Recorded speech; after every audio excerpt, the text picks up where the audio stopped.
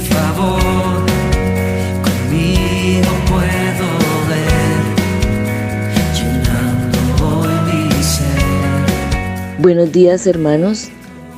Los saludo hoy 25 de septiembre, mes de fluir de vida. Adoramos al Señor en espíritu y en verdad, provocando una corriente de vida que toque a cada persona y a la iglesia que está en su casa. Colosenses 4:15c. Bienvenidos a nuestro tiempo de comunión de los domingos en la mañana.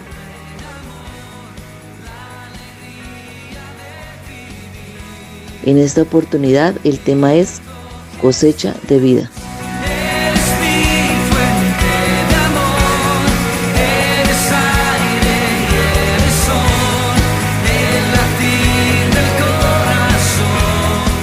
Buenos días, hermanos.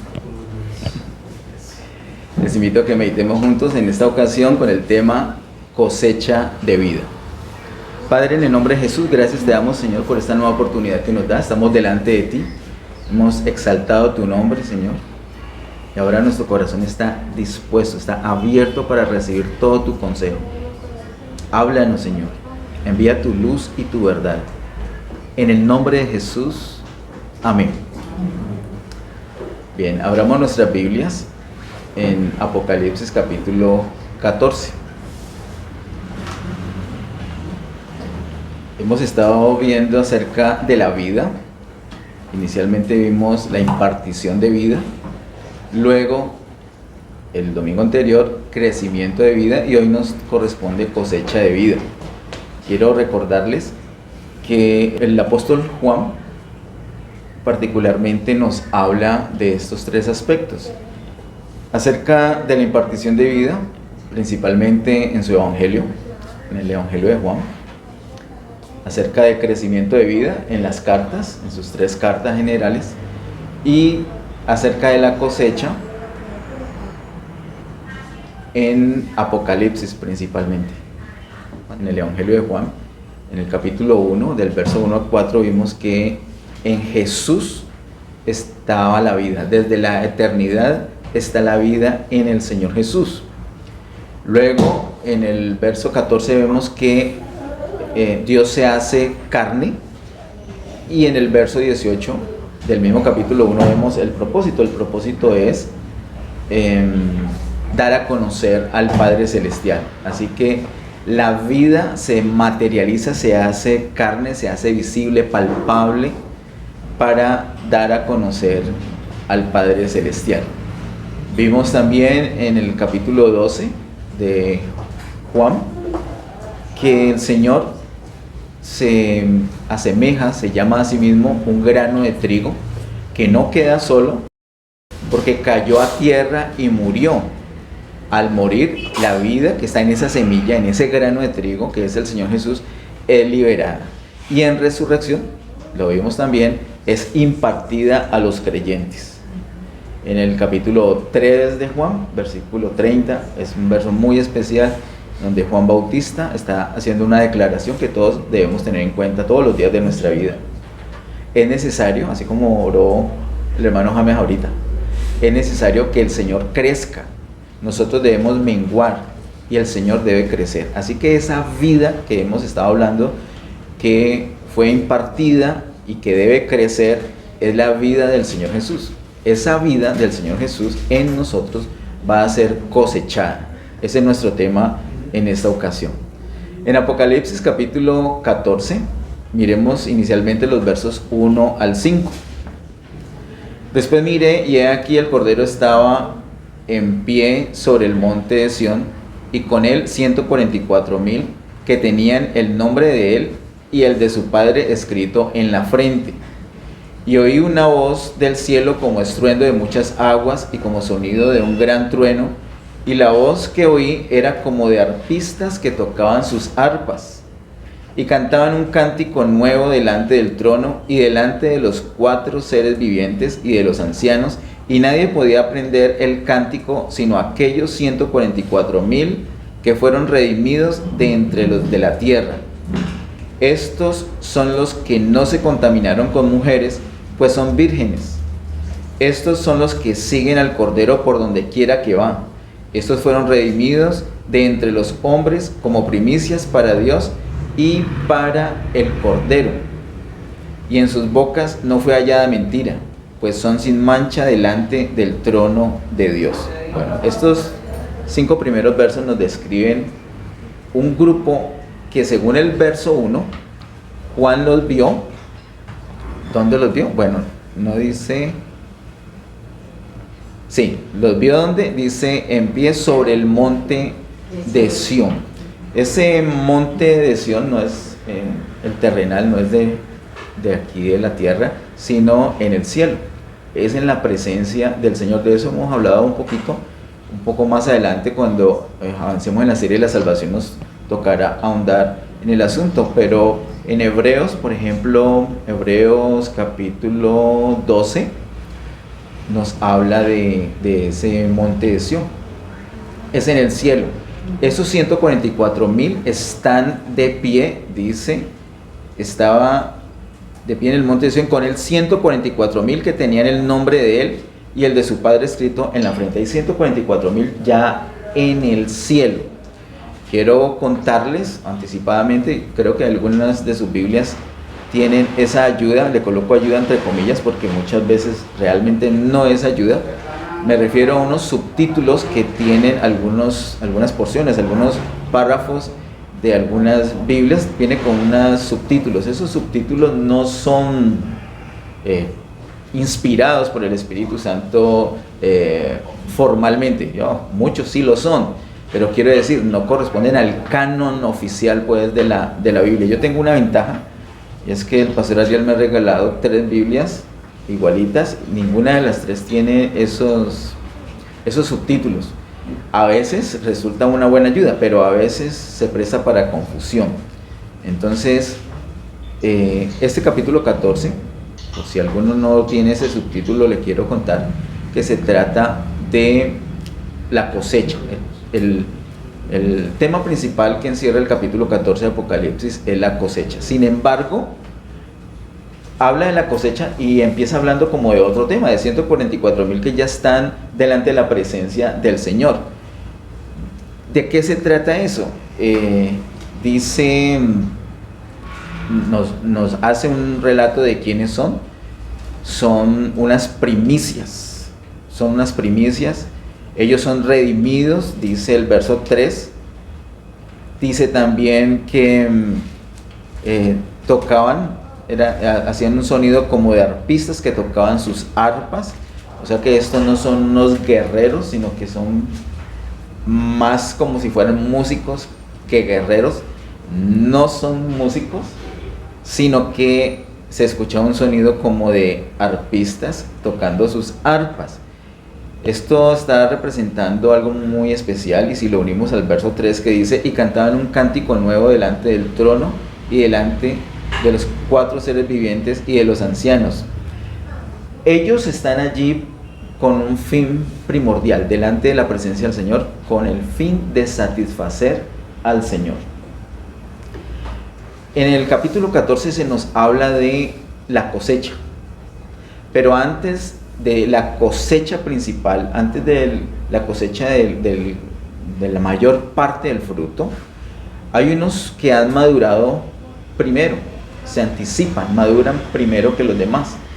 Esos se recogen primero, esos frutos se recogen primero. Todos los que son agricultores, campesinos, todos los que han trabajado en la tierra, sembrando, cosechando, conocen bien del asunto. En la Biblia nos hablan de esto. En Apocalipsis 14 compara lo que hemos conocido como el arrebatamiento de la iglesia, lo compara con una cosecha. Pero tenga presente que hay unos, antes que se mencione la cosecha del grueso del fruto, ya hay unos que fueron cosechados. Esos son las primicias y tienen unas características. Ellos tienen esa característica, dice que son 144,000. Eso nos obliga a ahondar mucho en qué significa ese 144,000, si es estrictamente, literalmente 144,000 y no 144,001, o si es simbólicamente ese 144,000. Para la charla que vamos a tener hoy, quiero decirles solamente lo que vimos, lo que aprendimos cuando pasamos por Apocalipsis 2 y 3, que vimos acerca de las 7 iglesias, que vimos que eran 7 iglesias, estrictamente, literalmente 7 iglesias, pero que a su vez representaban algo. Así que por un lado es estrictamente literal, pero también es simbólico y está representando algo espiritual. Yo pienso que esos 144,000 es de igual manera, es decir, que pueden ser más de 144,000, pero que es simbólico que sean 144,000. Cuando lleguemos allí en la serie de la salvación, que a propósito el próximo domingo nos corresponde avanzar en la serie, vamos apenas por el capítulo 12, viendo unos detalles muy importantes de ese capítulo. Cuando lleguemos al capítulo 14, sí o sí nos va a tocar ahondar y ese es el espacio que hemos destinado el primer domingo de cada mes. Pero hoy nos interesa solamente saber algunas características generales de estos que fueron redimidos. Dice que en la última parte del verso 3 dice que fueron redimidos de entre los de la tierra. Así que ya no están aquí en la tierra, están delante del Señor. El verso 4 dice que no se contaminaron con mujeres, pues son vírgenes. De igual manera como vimos en la parábola de las 10 vírgenes en Mateo capítulo 25, esa virginidad no corresponde exclusivamente o estrictamente, literalmente, a que no hayan tenido sexo, sino que corresponde a personas consagradas al Señor que se cuidan de no contaminarse del mundo, así tal cual como lo vimos con las 10 vírgenes en Mateo capítulo 25, de tal manera que así como dicen, no solamente son hombres, sino que también pueden ser mujeres acá. Estos son los que no se contaminaron con mujeres, no necesariamente son hombres, eso lo veremos en su momento, como les digo, de una manera más, con un argumento más sólido que simplemente apelar a las otras referencias que ya hemos estudiado. Dice algo muy especial, la segunda parte del verso 4, estos son los que siguen al Cordero por donde quiera que va. Haga de cuenta, alguien en el Antiguo Testamento, ¿lo recuerdan? ¿A qué les suena esa expresión del verso 4? Siguen al Cordero por donde quiera que va. Eliseo y Elías. Alguien más que Eliseo y más que Elías. El ángel de los... Más que porque el ángel es el Señor. Sí. O sea que ellos estaban sobrenaturalmente. Pero les estoy preguntando, en el Antiguo Testamento tenemos un caso de alguien que por donde iba Dios, él iba. ¿Quién? Abraham. Abraham cuando se fue para Egipto no estaba muy juicioso. No, ni Moisés que no entró a la tierra prometida. No, Josué muy lindo, pero no. Fue Enoc, eso. Gracias, nos salvaron los que estén allá. Enoc, miren hermanos, y eso es, nosotros vimos hace un tiempo que Enoc es una figura del arrebatamiento y aquí estamos viendo el arrebatamiento. Y un arrebatamiento no del grueso, sino un arrebatamiento anticipado, un arrebatamiento de las primicias. ¿Por qué el Señor se llevó a Enoc? Porque caminó con él. Así que mucho cuidado a los que oran tanto. Mucho cuidado a los que están consagrados. Miren, cuando el Señor se llevó a Enoc, para Enoc no era una experiencia muy rara. Él ya estaba acostumbrado. Para muchos de nosotros, que el Señor nos lleve en el rapto va a ser, ¡oh, por Dios, qué sensación! Y no debería ser así. Esa sensación la debemos tener ya. ¿Por qué vamos a esperar a ser arrebatados para disfrutar del Señor si lo podemos disfrutar hoy día? En la medida que lo disfrutemos hoy, esa experiencia no va a dejar de ser espectacular, pero no nos va a sorprender mucho. Enoc no fue muy sorprendido. Él caminó con Dios y Dios se lo llevó. Y estos 144,000, estas primicias, dice la segunda parte del verso 4, son los que siguen al Cordero por donde quiera que va. Esos fueron redimidos de entre los hombres como primicias para Dios y para el Cordero. Fueron llevados como primicias. Antes de el grueso de la iglesia Unos fueron llevados anticipadamente. ¿Cómo se llaman? Primicias. Literalmente, bíblicamente, ¿cómo se llaman? Según Apocalipsis 14, se llaman primicias. Hay un momento donde va a sonar la séptima trompeta, y que es la última trompeta, y todo el grueso de la iglesia va a ser llevado a los aires para reunirse con el Señor. Pero antes de eso, ya hay unos frutos que han madurado. Esas son las primicias. ¿Por qué han madurado? Porque son consagrados. Es que el verso 4 lo dice de una manera muy elocuente. Por donde va el Cordero, ellos van. ¿Y usted por qué no va a esa reunión? Estos, ¿por qué no irían a una reunión? Porque el Cordero no va para allá. Porque el Cordero no le gusta. Porque al Señor Jesús no le gusta eso. Ellos no tienen que decir, pero un momento, en la Biblia donde dice que hacer esto es pecado. A ellos no les importa que la Biblia diga o no diga. A ellos, ¿qué es lo que les importa? ¿El Cordero va para allá? No. ¿Al Cordero le gusta eso? No. Entonces no es para mí. ¿Por qué? Dice el verso 4, estos son los que siguen al Cordero por donde quiera que va. Ay, que el Señor nos ayude a hacer así. ¿Dónde va el Cordero? Vamos nosotros. Oye, ¿usted por qué no va allá? Pero es que la vamos a pasar buenísimo y no hay ningún problema. Sí, pero el Cordero no va para allá. Yo tampoco voy. Yo tampoco voy. ¿Y usted por qué se está perdiendo esa reunión si el Cordero? El Cordero va allá. Entonces, yo allá voy. Esa es la actitud de estos que son primicias, son consagrados al Señor. Dice el verso 5, y en sus bocas no fue hallada mentira, pues son sin mancha delante del trono de Dios. Son personas muy, pero muy consagradas al Señor, comparados con hombres vírgenes que no se contaminaron con mujeres, no se contaminaron con las cosas del mundo, se apartaron completamente. Son personas completamente consagradas al Señor y fueron entonces llevados como primicias. Antes de esas primicias, los que han estado atentos a la serie de la salvación, y lo vimos el primer domingo del mes pasado, es decir, en lo que nos correspondió de la serie de la salvación del mes de agosto, vimos acerca del Hijo varón. Antes de estas primicias, ya hay un grupo de creyentes que fueron llevados para Dios y para su trono. Se trata de el Hijo varón. En Apocalipsis capítulo 12, verso 5 dice, y ella dio a luz un hijo varón que regirá con vara de hierro a todas las naciones, y su hijo fue arrebatado para Dios y para su trono. ¿Cuál es la diferencia de ese hijo varón y de estas primicias que estamos leyendo en el capítulo 14? Que el hijo varón se compone de personas que murieron y resucitan. El decir que ella dio a luz se está haciendo un paralelo con la resurrección del Señor Jesús, y que en ese sentido el Padre Celestial dice, yo te he engendrado hoy. En el sentido de dar a luz es porque nació el Hijo varón en resurrección. Son personas, son mártires, son personas también muy consagradas, como estos que estamos leyendo en el verso 14. ¿Cuál es la diferencia? Que estos ya murieron. Los que componen el Hijo varón han muerto. Han muerto a la altura del capítulo 12 de Apocalipsis. Hoy día, el día presente, cuando estamos en esta reunión, seguramente que hay muchos que van a ser parte del Hijo varón que todavía no han muerto. Pero para ese momento, los que han muerto resucitarán, los consagrados al Señor, los vencedores.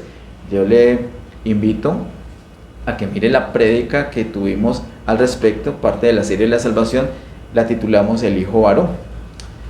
Muy bien, aquí está entonces otro grupo que se va antes del grueso de la iglesia, y se trata de las primicias. Tenemos el Hijo varón por un lado, luego las primicias. Todo eso es parte de una cosecha. Lo que pasa es que el Hijo varón y estas primicias fueron llevados de una manera anticipada. Ambos grupos se pueden llamar en un solo grupo como vencedores, tanto el Hijo varón como las primicias. ¿Sí, señor? ¿Todos estos son israelitas, ¿cierto? No, señor. Qué excelente pregunta, Pastor Ariel, pero excelente pregunta. ¿Qué dice el verso 7? Que de cada tribu habían los 6,000. ¿Dónde? En Apocalipsis capítulo 7. Perfecto, muchas gracias, Pastor Ariel. Mire lo hermoso que es la palabra de Dios. Y Y no solamente la palabra de Dios, nosotros podemos sacarle un disfrute especial a la palabra de Dios si la estudiamos con cuidado. Porque si hacemos como nos enseñó un pastor la otra vez, ¿no? Decía en una prédica que como una gallina, ¿no? Picando acá, lo último ni se sabe si ya comió o no comió, si se está nutriendo bien o no. Tenemos que ser, tampoco complicarnos, pero no hacerlo de cualquier manera. Nosotros vemos que la palabra de Dios nos da unas bases y sobre esas bases seguimos construyendo. Por eso es tan importante mirar cómo se sobreedifica. Nosotros tenemos un fundamento que es el Señor Jesús. De ahí en adelante hay que mirar bien cómo se edifica. No podemos decir cualquier cosa, leer de cualquier manera, sino que todo tiene un orden. La pregunta es si estos 144,000 son judíos. La respuesta es no lo son. No son judíos. O bueno, podrían ser judíos, pero no son considerados como judíos, sino como redimidos, es decir, como iglesia. A la altura, a este momento ya, en este momento tenemos la humanidad compuesta de 3 grupos. Esa anotación, Pastor Ariel, el Señor te la provocó. Totalmente seguro, porque nos ayuda para mirar esto.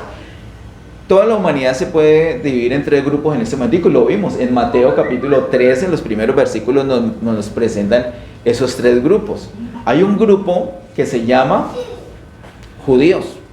¿Hay en este momento judíos? Sí.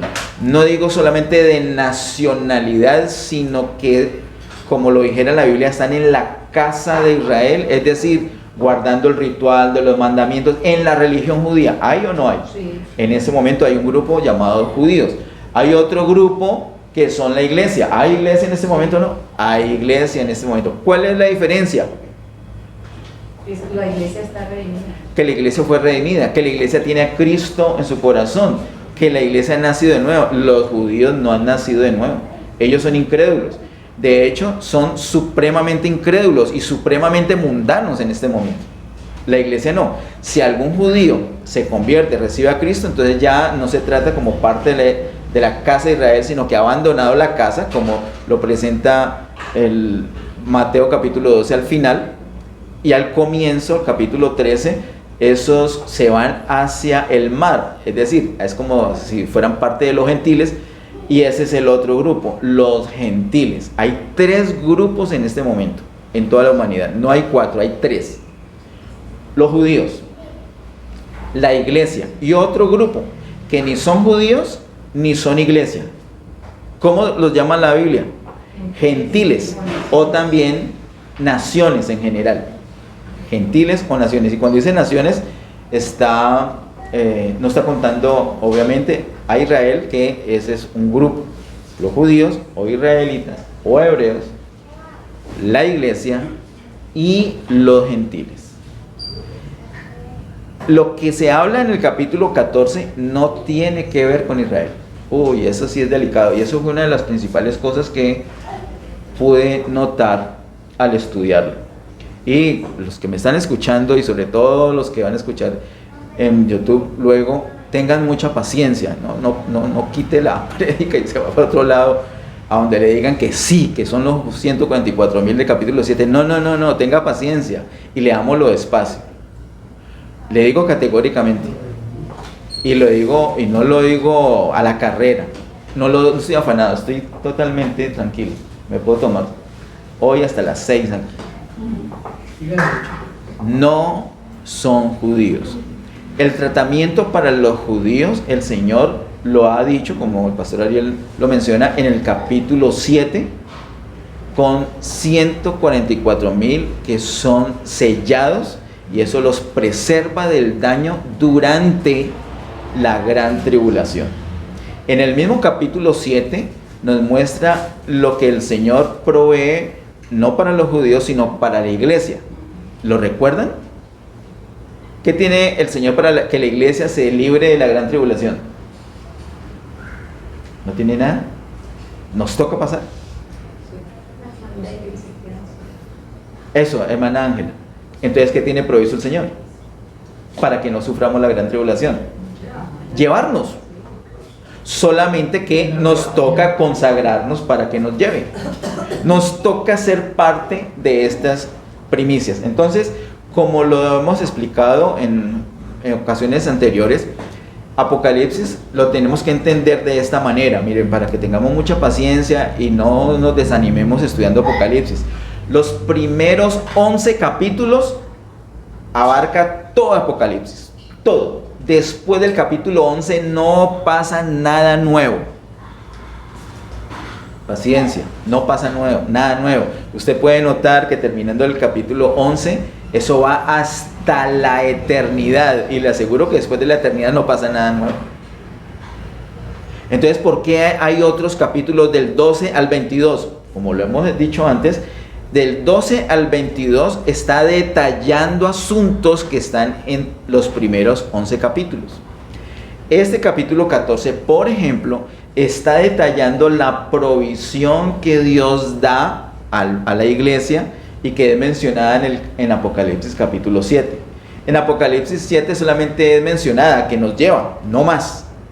Pero en el capítulo 14 nos dice cómo nos lleva. Así como los jóvenes que les gusta tanto navegar, es como que hay un link allí en lo que mencionó el capítulo 7 que nos va a llevar, pero no dice cómo. Y al darle doble clic a ese enlace, se despliega este capítulo 14 con muchos detalles, y eso es lo que estamos atendiendo. Los detalles del capítulo 14 no corresponden al pueblo Israel, no corresponden. Sería interesante alguien que piense lo contrario, que allí en la cajita de comentarios nos deje una nota con la cita bíblica, por supuesto. No es una apreciación, no es un parecer, sino que diga, mira, aquí dice que son israelitas. Ya vimos que en el capítulo 7 sí se habla de 144,000 sellados, que esos sí son israelitas. Y ya, ese fue el tratamiento o la provisión que Dios les dio a Israel. Pero ¿qué le da a la iglesia? Les da esta cosecha, les da ser llevados, les da el rapto. ¿Y cómo es el rapto? Aquí en el capítulo 14 lo estamos viendo. Recapitulando entonces de nuevo, está primero el hijo de Aarón llevado para Dios y para su trono, luego estas primicias, y después de eso ya vienen unas cosas que las conocemos como la gran tribulación. En Apocalipsis capítulo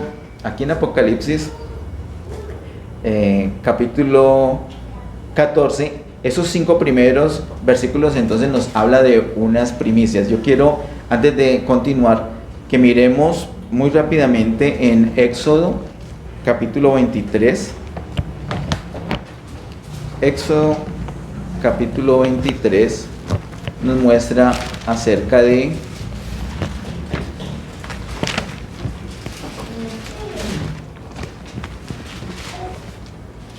primicias. Éxodo 23 dice, la primera parte de Éxodo 23, 19: las primicias de los primeros frutos de tu tierra traerás a la casa de Jehová tu Dios.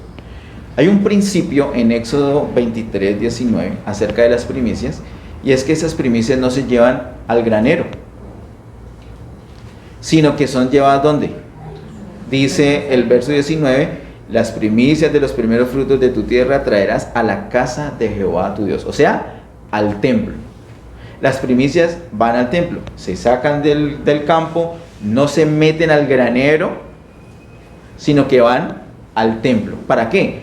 Para que el sacerdote disfrute los primeros frutos. Es para eso. De igual manera, miremos en Levítico 23. Levítico 23, verso 10. Dice Levítico 23, 10: habla a los hijos de Israel y diles: cuando hayáis entrado en la tierra que yo os doy y seguéis su mies, traeréis al sacerdote una gavilla por primicia de los primeros frutos de vuestra siega. De tal manera que las primicias no se llevan al granero, sino que se llevan al templo, se presentan al sacerdote. ¿Para qué? Para el disfrute del sacerdote, es para eso. Nosotros vimos... Esto fue en el Antiguo Testamento. En el Nuevo Testamento quiere decir que cuando nosotros conseguimos un empleo, el primer sueldo y el primer salario sería primicia. Sí, lo primero que ganamos es una primicia, sí señor. Ahora el Señor está utilizando acá en Apocalipsis 14 para revelarnos con una figura. Una imagen dice más que 1000 palabras y nosotros tenemos la imagen de la cosecha, pero que hay unos frutos que obviamente maduran primero, son llevados primero. ¿Y a dónde son llevados? Son llevados directamente al templo, no al granero. ¿Cuál sería el granero entonces en la situación del arrebatamiento de la iglesia? Porque el grueso de la iglesia va a ser arrebatada o cosechada y no va a ir directamente al trono de Dios. ¿Para dónde va a ir? Cuando suene la séptima trompeta y se vaya el grueso de la iglesia, el Señor se los va a llevar directamente para el trono, No, a las nubes. ¿Qué dice la Biblia? Los lleva a las nubes a esperar el tribunal de Cristo. Esas nubes o el aire, como dice el apóstol Pablo, corresponde al granero. Pero el hijo Aarón es arrebatado para Dios y para su trono. Apocalipsis 12:5. Las primicias también están delante del Señor. Apocalipsis 14:1. Están delante del Señor, van directa porque son primicias. Ese es el concepto de primicias. Lo que no es primicia es lo que quedó, lo que no estaba maduro todavía, necesita más calor, más intensidad de calor. Y eso es justamente lo que sigue de aquí en adelante, más intensidad de calor. ¿Qué necesitamos nosotros para ser parte de esas primicias? Le invito por favor que me acompañe a Lucas capítulo 21. Lucas capítulo 21, verso 34 al 36. Lucas 21, versos 34 al 36, dice: mirad también por vosotros mismos, que vuestros corazones no se carguen de glotonería y embriaguez y de los afanes de esta vida, y venga de repente sobre vosotros aquel día, porque como un lazo vendrá sobre todos los que habitan sobre la faz de toda la tierra.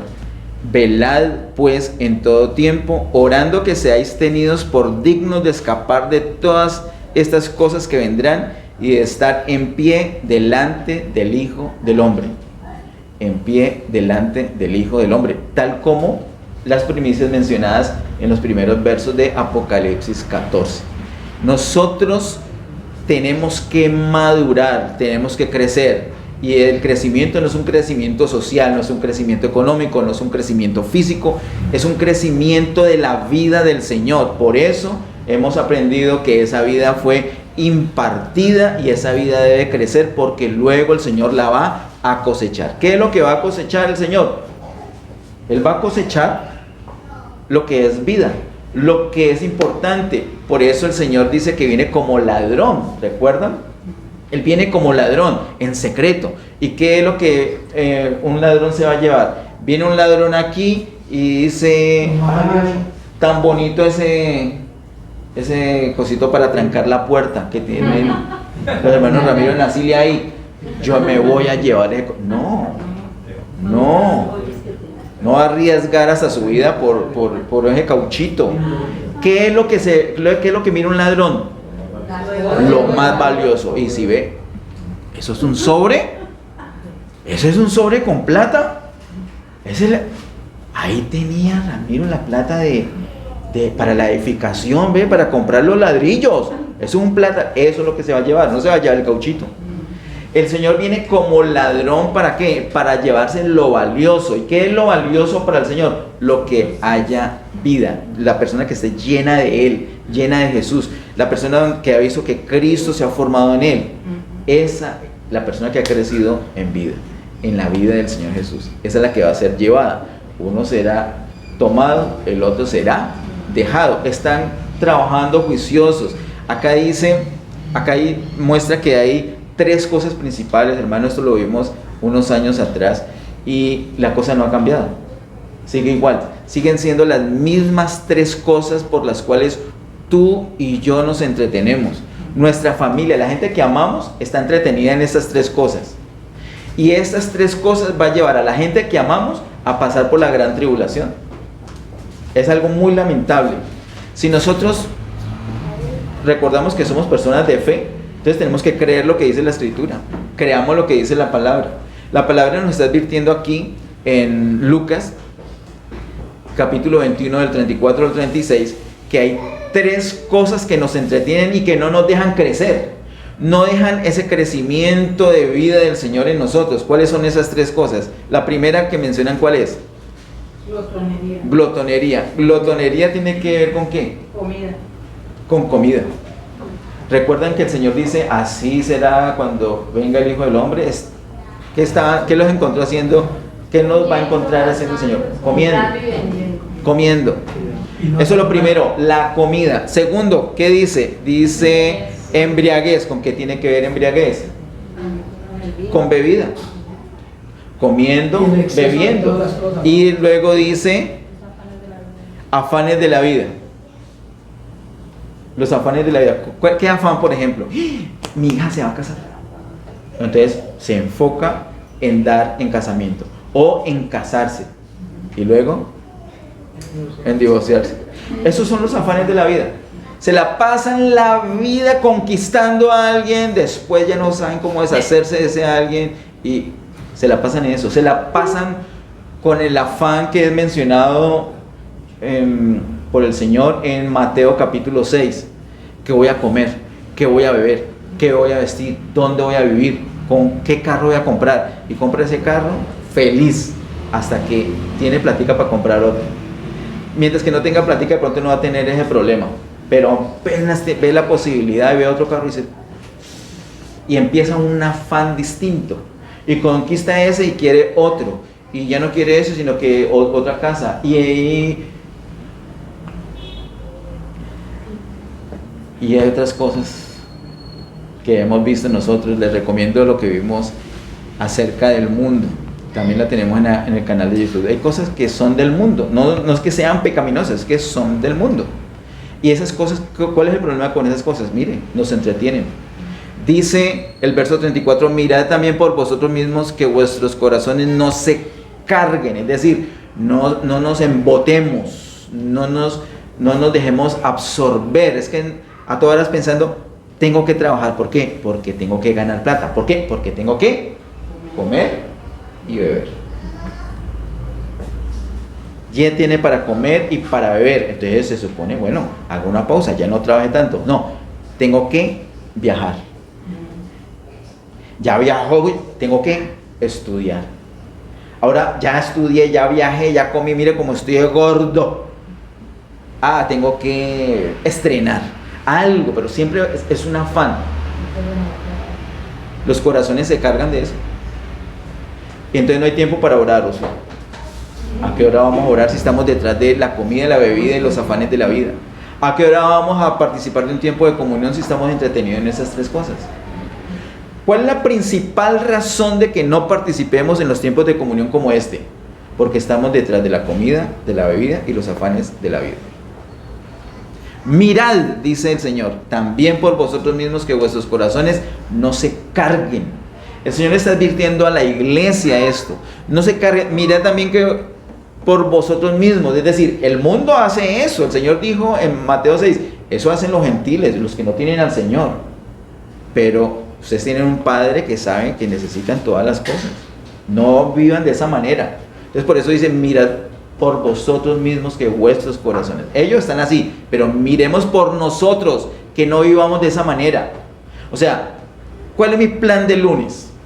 ¿Dónde está el Señor Jesús en mi plan de lunes? ¿Dónde está la oración en mi plan de lunes? ¿Dónde está mi adoración en mi plan de lunes? ¿Dónde está la meditación de la palabra en mi plan de lunes? ¿Qué día de la semana utilizas para ver estas prédicas nuevamente en el canal de YouTube? ¿Qué día de la semana tienes destinado para invitar familiares, amigos, vecinos, etcétera, para que juntamente contigo miren estas prédicas? ¿Qué día? ¿Ninguno? ¿Ni siquiera sabes que esto está en el canal de YouTube? ¿No has escuchado 1 y 2,000 veces lo mismo? ¿Cuál es el propósito de esto? ¿Comer? Lo vimos hace 8 días. Comer. Y el pastor, ¿para qué quiere que comamos tanto? Para que seamos fuertes, para que crezcamos en vida, porque viene una cosecha. Y no quiero que te quedes. Si tu corazón se carga con esas tres cosas, tienes el perfil para pasar por la gran tribulación. Luego dice, el verso 36, está la solución. Velad pues en todo tiempo, orando que seáis tenidos por dignos de escapar de todas estas cosas que vendrán y de estar en pie delante del Hijo del Hombre. Hay una enseñanza errada, falsa, lo digo categóricamente, hay una enseñanza errada, equivocada, falsa, no digo malintencionada, pero errada, falsa. No digo que sea un hereje el que lo dice, pero está equivocado y está predicando, está enseñando mal. ¿Qué es lo que dicen? Que toda la iglesia se va antes de la gran tribulación. Eso es falso, eso es un error, eso es mentira. Y todos los que vean esta prédica y que están diciendo eso, les pido que miren en oración la Biblia, particularmente Apocalipsis capítulo 14. Y si quieres consultar, mira las prédicas de nuestro canal. De pronto algo te impide, no sé si sea el orgullo o de pronto no tienes tiempo, pero yo te digo, si estás predicando eso, estás diciendo mal. Si toda la iglesia se fuera antes de la gran tribulación, el Señor, ¿para qué iba a decirle a la iglesia? Velad pues en todo tiempo, orando que seáis tenidos por dignos de escapar de todas estas cosas que vendrán. Es porque el grueso de la iglesia sí va a pasar. Esto no es para que digamos, oh, Getsemaní sabe escatología. No sabemos. Estamos necesitados. Nosotros ni siquiera necesitamos saber mucho. Necesitamos es obedecer lo que el Señor nos ha mostrado. El Señor nos ilumina no para saber, sino para obedecer. Nosotros tenemos que velar para ser tenidos por dignos de escapar. Si no velamos, si dejamos que nuestro corazón se cargue de glotonería, de embriaguez y de los afanes de la vida, pues estamos reuniendo las condiciones para pasar por la gran tribulación y estamos arrastrando a muchas personas que de pronto siguen nuestro ejemplo. Muy bien, tenemos que crecer en vida, pero estas cosas nos impiden crecer. Si no crecemos, si no maduramos, entonces cuando venga el Señor se va a llevar a los que sí maduraron, a las primicias, y los demás se van a quedar. Y volvamos a Apocalipsis 14. ¿Qué es lo que sigue? ¿Qué es lo que sigue después en Apocalipsis 14? Del versículo 6 al versículo 13 vienen un poco de cosas que no vamos a mencionar ahorita, además porque el reloj me está diciendo, hola, ya mírame, pero entonces no lo vamos a ver ahorita, pero ahí están. Y cuando lleguemos a su momento en la serie de la salvación, vamos a ahondar en el asunto. ¿De qué habla esos versos 6 al versículo 13? De todas las cosas que van a pasar en la gran tribulación. Y usted puede comprobar que ahí hay creyentes en la gran tribulación. Apocalipsis capítulo 14, del verso 6 al verso 14. Miremos al verso 13, del 6 al 13. Vamos por favor al capítulo 14, al verso 14 del capítulo 14. Dice Apocalipsis capítulo 14, verso 14 al 16. Dice: miré y he aquí una nube blanca, y sobre la nube uno sentado, semejante al Hijo del Hombre, que tenía en la cabeza una corona de oro y en la mano una hoz aguda. Y del templo salió otro ángel clamando a gran voz al que estaba sentado sobre la nube: mete tu hoz y ciega, porque la hora de cegar ha llegado, pues la mies de la tierra está madura. Y el que estaba sentado sobre la nube metió su hoz en la tierra, y la tierra fue cegada. Queridos hermanos, lo que nos presenta Apocalipsis 14, del 14 al 16, esa es la cosecha de lo que estaba pendiente. Lo que no se fue como hijo Aarón, lo que no se llevó el Señor como primicias, sino lo que quedó, lo que le faltaba por madurar. Entonces ellos pasaron 3 años y medio de gran tribulación. Esa gran tribulación sirve como prueba, sirve como una intensidad extra de calor para que maduren. Y cuando ya han madurado, entonces ahora sí suena la séptima trompeta y el Señor viene, y es donde la palabra de Dios nos ha enseñado por boca del apóstol Pablo que los muertos en Cristo van a resucitar primero y todo lo que hemos aprendido. Ese es el grueso de la iglesia. Ellos van a pasar por la gran tribulación. Tú y yo no debemos pasar por la gran tribulación, y menos si ya hemos sido alumbrados al respecto. Hay un gran número de creyentes, la mayoría de creyentes sí van a pasar. Es que la cosecha es así. Las primicias no es la mayor parte, las primicias son poquitos. Y el grueso es la cosecha, si no sería al revés. El día viernes en la noche vi algo que no puedo hablarlo hoy, pero te invito a que estés muy pendiente para cuando lleguemos a Apocalipsis 14, o de pronto hacemos una prédica extra para hablar explícitamente de ese asunto. Pero lo que corresponde a la cosecha es lo que estamos viendo acá. Se va el hijo Aarón, es arrebatado para Dios y para su trono. Las primicias son llevadas también para el Señor, para su disfrute. Mire que hay una diferencia. El hijo Aarón, ¿para qué va? El hijo Aarón va a guerrear. Hay una guerra para desplazar a Satanás. El hijo Aarón va a guerrear. Las primicias no van a guerrear, van a satisfacer al Señor. Hay un cántico nuevo, hay un sonido de arpas. Ellos están deleitando al Señor, hermanos. Y nosotros tenemos que practicar desde ahorita. El pastor Ariel nos ha enseñado. Nosotros lo hemos conocido a él como un guerrero, ¿o no? Y él echa demonios y, bueno, pobre demonio que se meta con él. Pero él no se la pasa solamente guerreando, porque es que hay dos aspectos de los vencedores. Uno que son guerreros, pero otros que están para el deleite del Señor. Y no lo ha escuchado él, los cantos que nos comparte ahí en el grupo de la iglesia. Son las dos cosas. Nosotros tenemos que hacer carrera en esas dos cosas. Tenemos que aprender a guerrear, pero también tenemos que aprender a deleitar al Señor. Esas primicias están para el deleite, para el disfrute del Señor Jesús y del Padre Celestial. Para eso están esas primicias. Pero luego viene el grueso, los que se quedaron en la gran tribulación. Ellos se quedaron acá sufriendo cosas terribles. Son mencionadas algunas de ellas entre el verso 6 y el verso 13. También el capítulo 13 nos habla de las cosas terribles que pasan. El capítulo 15, el capítulo 16, bueno, en su momento en la serie de la salvación, esto sí lo podemos ver con detenimiento.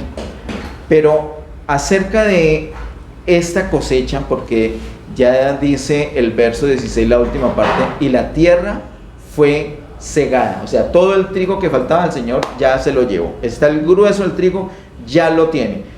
¿Cuál es la característica? Dice el verso 14, miré aquí una nube blanca y sobre la nube uno sentado semejante al Hijo del Hombre. Mire que el Señor no está envuelto en la nube, no está oculto en la nube, no es como ladrón. Eso ya ha sido antes. Apocalipsis 10:1 creo que nos muestra en una nube, envuelto, no se ve, es visible como ladrón en la noche. El ladrón no viene a decir, ¡hey! Vengo a robar. No, el ladrón es en oculto, sigiloso, nadie se da cuenta. Pero acá el Señor no viene entonces en esta ocasión envuelto en la nube, sino sobre la nube, ya es de manera visible. Cuando viene envuelto en la nube es que nos muestra Mateo capítulo 24, uno será tomado, el otro será dejado. Y la gente, ¿qué pasó con este? ¿Qué dejó tirado? ¿Qué pasó? El Señor se lo llevó. La gente conoce eso como el rapto de la iglesia y como que ya no más.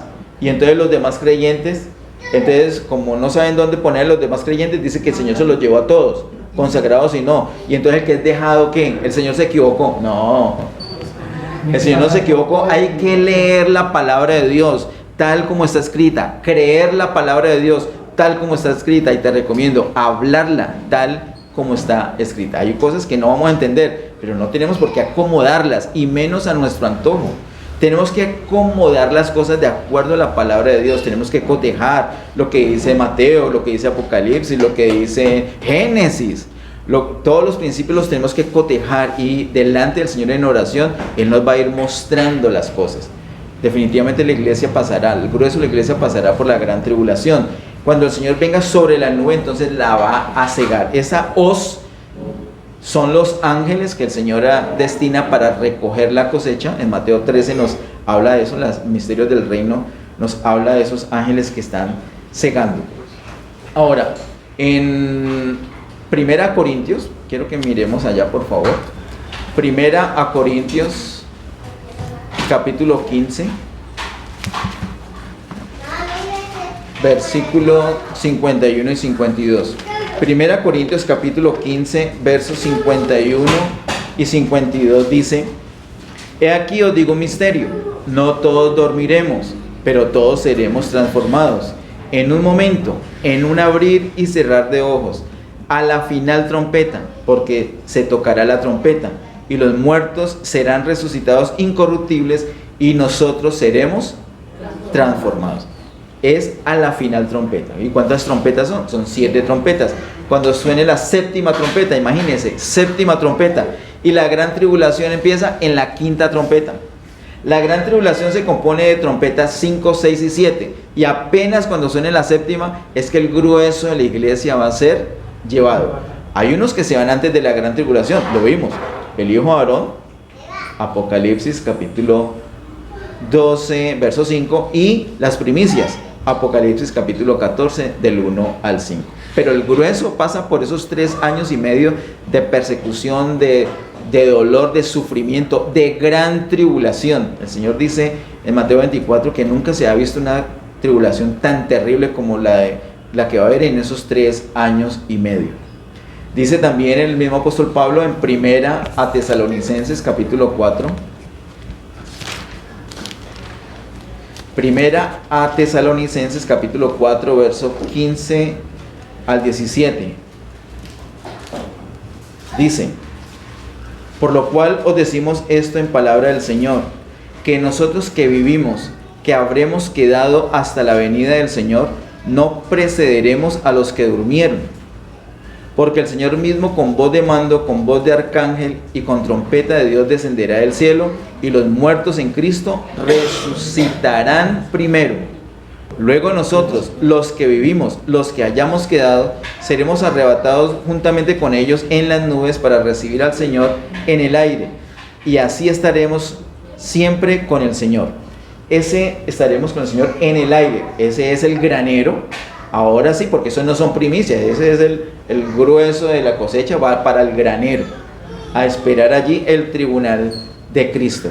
Otro asunto muy especial es que dice con voz de trompeta, es manifiesto, es avisado, por eso está sobre la nube y no envuelto, no en la nube. Y otro asunto muy especial, quiero que noten, ya con esto intento terminar, que se repite la expresión del apóstol Pablo aquí 2 veces. Dice el verso 15: por lo cual os decimos esto en palabra del Señor, que nosotros que vivimos, número 1, que habremos quedado hasta la venida del Señor, número 2. Y verso 17 dice: luego nosotros los que vivimos, número 1, los que hayamos quedado, número 2. El énfasis del apóstol Pablo en decir los que vivimos, los que habremos quedado hasta la venida del Señor, porque está hablando de creyentes que se quedaron vivos hasta la segunda venida del Señor, es decir, creyentes que pasaron por la gran tribulación, porque el Señor Jesús viene cuando suene la séptima trompeta, y es apenas allí cuando suceden esas cosas, el arrebatamiento de la mayoría de la iglesia. O sea, que hay unos creyentes, los que vivimos, los que habremos quedado. Hay unos que ya murieron y fueron resucitados, el hijo de Aarón. Hay unos que vivían y fueron llevados, las primicias, pero hay unos que viven y se quedaron, los que pasan por la gran tribulación. Esta es la palabra de Dios, así, tal cual.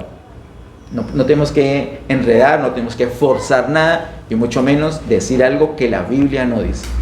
La iglesia pasará por la gran tribulación. Esa es una razón más para entender que el Señor nos ha impartido su vida. que esa vida tiene que crecer dentro de nosotros, porque el Señor vendrá a cosechar. Y si no hemos crecido, si no hemos madurado suficientemente, nos tocará quedarnos acá, sufriendo cosas terribles durante la gran tribulación. Miremos, hermanos, que nuestros corazones no se carguen de glotonería, que no nos carguemos de embriaguez, que no nos carguemos de los afanes de la vida, sino que velemos, busquemos con prioridad el reino de Dios y su justicia, busquemos al Señor, además que es rico. Lo que pasa es que hay que vencer, como el pastor Ariel nos ha enseñado eso por años, hay que vencer ese fastidio. ¿Qué fastidio orar? Es que es la carne, es que no es que, no, a usted no le gusta orar, pero es que es una delicia, usted es muy raro, a usted no le gusta orar. No, es que hay una carne que tenemos todos y hay que vencerla. Pero todos hemos podido comprobar que cuando vencemos esa resistencia a la carne y nos entregamos al Espíritu, ya empieza un deleite. Ya el problema es, pare que vea, ya es hora de salir al trabajo, ya es hora de atender el asunto, y estamos en ese deleite con el Señor. Ahí está el Señor, esa es la vida de Él, no es religión, no es doctrina, no son sacramentos, no son rituales, es la vida del Señor, que estaba desde la eternidad en el Señor, y Él se manifestó haciéndose carne, y ahora se impartió a nosotros. Esa vida tiene que crecer en nosotros. Y aquí, de paso te digo que es un deleite que crezca. Entre más crece esa vida, Señor, más podemos disfrutar. Además, vamos a dar ejemplo para que otros también se consagren al Señor. Hay que dar testimonio. Y que puedan ser libres, sean tenidos por dignos de escapar de todo esto que vendrá sobre la humanidad. Apocalipsis 14 sigue con otro asunto que ya no corresponde a la cosecha de la vida, pero sí corresponde a cosecha de otra cosa. Eso lo veremos en otra ocasión. Todos los detalles nos quedan pendientes, pero espero que lo que el Señor nos ha mostrado hoy nos sirva, no para acumular una enseñanza, una doctrina, sino para consagrar nuestras vidas al Señor. ¿Me acompañan de pie y vamos a orar? Amado Padre Celestial, en el nombre de Jesús te damos gracias por todas las cosas. Te damos a ti alabanza, Señor, por tus diseños, por tus propósitos. Señor, oramos que tengas misericordia de nosotros. Oramos, Señor, que nos ayudes, que nos ayudes a consagrarnos a ti. Queremos velar en oración para ser tenidos por dignos de escapar de todo lo que vendrá. Queremos ser parte, si no del hijo varón, de las primicias. Si nos corresponde morir, pues del hijo varón. Si vamos a estar vivos, de las primicias. Pero queremos irnos antes de la gran tribulación. No solamente por librarnos nosotros, sino para tu disfrute. Esas primicias es para tu disfrute, para que tú puedas gozarte juntamente con nosotros. A ti, Señor, te damos toda gloria, toda honra y todo honor, y tu bendición para todos los que nos acompañaron en vivo desde sus casas, los que están acá en esta casa, los que vean esta prédica en el canal. Tu bendición, Señor. Ayúdenos, Señor, a disfrutar de esa vida. Ayúdenos a crecer en esa vida. En el nombre de Jesús. Amén. Amén. Que Dios continúe bendiciéndoles. Amén.